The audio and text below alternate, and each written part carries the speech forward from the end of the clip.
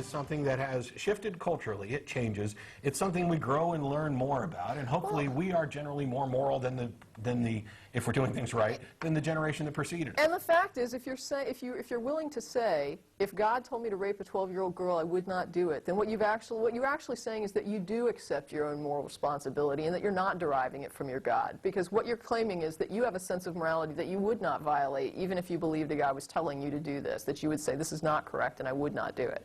So you're basically saying, if I consider it moral, I will accept it.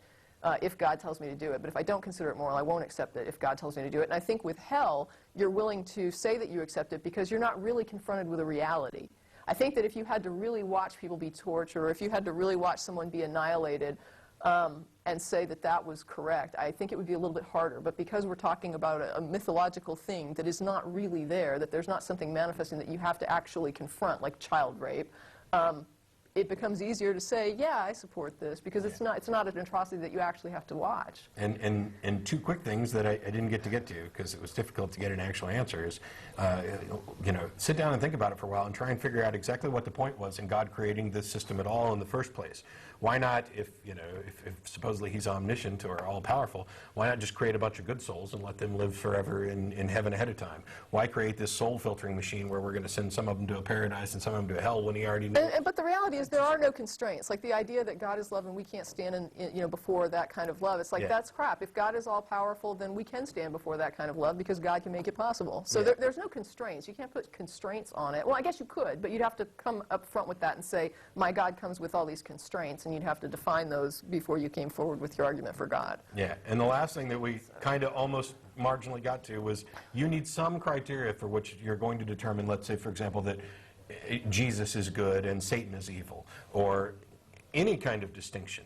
Yeah, because if I can't judge from the actions, how am I supposed to make the judgment? I mean, normally what I hear from Christians who are at least more familiar with the Bible is the quote from Romans, where it says that God is written on the heart of every man so that they are without excuse. And this is used by them to say that God has written into our heart so that we know the difference between good and evil, and that is what we use as a barometer for determining good and evil. That's a problem for two reasons. For the exact same reason that your reliance on the Scripture is a problem. And that is that you're talking about an all-powerful being who can evidently make you do whatever he wants to do, and a not quite all-powerful being, at least within Christian theology. And he hasn't squashed this one yet, but evidently they're in a struggle, and we're just little ants. And you think that this one has written a book to tell you that this is the good one. And other Christians think that this one has put a little plug in your heart to tell you that this one's the good one. Maybe this is the good one. Maybe this is the one that's lying, and this one is waiting around to see if you'll ever figure it out. If you'll ever wake up and realize that what this one's telling you to do isn't good just because he says it's good. Maybe neither one of them exists, which is the position that I'm in which case I'm still able to do what you could do with regard to either one of these, which is evaluate what they're saying and determine whether or not it is more beneficial than harmful. What are its effects on the individual, the society? What kind of society does it produce when we allow things like slavery and genocide and infanticide? Why would any loving being ever order anything like that?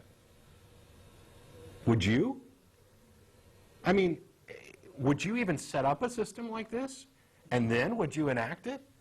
And could you sit there comfortable knowing that these little peons, these little playthings of yours, just go over and wipe those guys out. They don't love me enough. Oh, and when you do it, make sure you run your swords through their bellies so that we kill the unborn that are in there, because we don't want them to grow up to be heathens. Oh, and slaughter all the cattle and sheep. Yeah, I know you guys are starving in a roving band and you could really use them, but they're so bad that it's ruined their cattle and sheep too, so we better. It's insane.